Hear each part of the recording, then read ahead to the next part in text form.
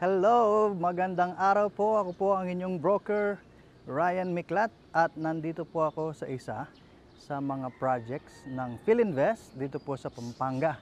So nandito po ako sa Hampton Orchards. Yan.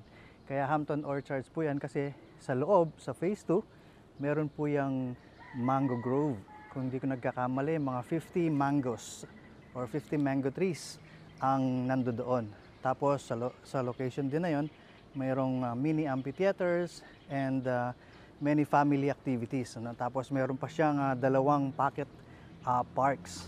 Okay, so ito po yung daan natin. So banda po doon ang pinaka main road or main gate pala. Ayan, main gate natin. So ayan. Ano po ang ino-offer natin dito sa Hampton Orchard? Yung phase 1 po actually sold out na po at meron lamang pong isang house and lot na for sale. Okay? So ayan nga po pala ang ating sales office. Ayan. Andyan po ako ngayon para maghapon. And yun nga, meron tayong binebentang house and lot. RFO na po yun kung gusto niyo po ng property na in a few months makakalipat na kayo. Yun po, message nyo lamang po ako at pupuntahan po natin. Okay?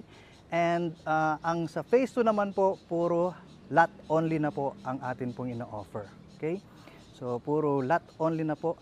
Ang pinaka minimum cut po ng lot natin is 156 square meters. Ayan.